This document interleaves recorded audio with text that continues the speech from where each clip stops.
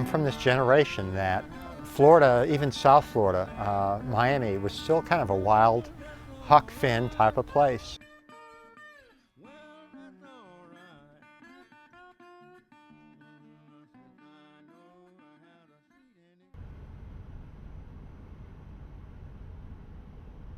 I tell my wife, who's from New York, that I'm a barefoot boy from Miami, and she just laughs. She can't imagine that, having visited Miami a number of times, but that's how it was like. And the trail was like that. You'd get on 41 off of Biscayne Boulevard, and you drive just a few miles west, and suddenly there weren't any buildings, and you were in the Everglades, and there'd be these Seminole Indian villages, and you might stop there, and I mean, it was like no place else. I tell people sometimes that when I started writing about Florida, I was like a blind dog in a smokehouse.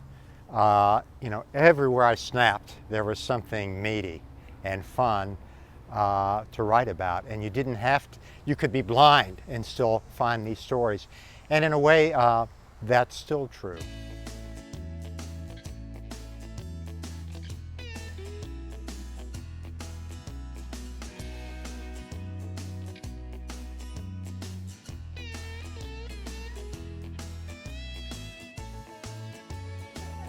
We're on the Tamiami Trail right now. In fact, I'm thinking about 8 or 9 miles south of Tampa.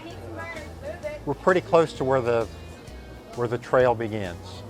The story is that Al and Jeannie met in the Midwest in 1936 at a show. They eloped to Niagara Falls, and a little while later moved down here, where carnival people felt comfortable, and there were some opportunities, business opportunities.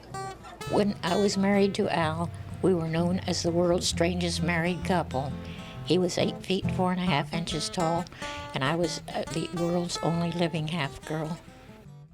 I'd go from Indiana, Ohio, Michigan, all around there, those little fairs. That's how I got started in it, when I was 3. So many people say, oh, how horrible, how terrible. You know, I was 3 years old, and people came in, and being no legs, about yay high, and they thought that was great, and they'd bring me dolls and candy and gifts. I enjoyed it. Even when we were on the road, we used to look the people over and say, well, this one looks like a doctor, this one, he must be a butcher, things like that, because you had to keep yourself entertained. You couldn't just sit there all day long and stare into outer space. We had a lot of methods like that that would take our minds off of whoever was staring. You know, the crowd looks at the freaks, and the freaks look at the crowd, and that's about how it is. Tourists would come here to gawk. They'd come in here to buy food, but they'd also come in here to stare. And Al, he used to say, I'm peek-proof. He didn't mind. But they would often want to buy his ring, and he would make, he'd make a fuss. He didn't want to part with his ring.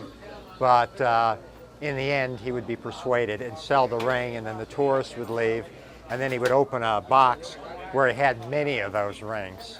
So he was a carny through and through, I guess you would say.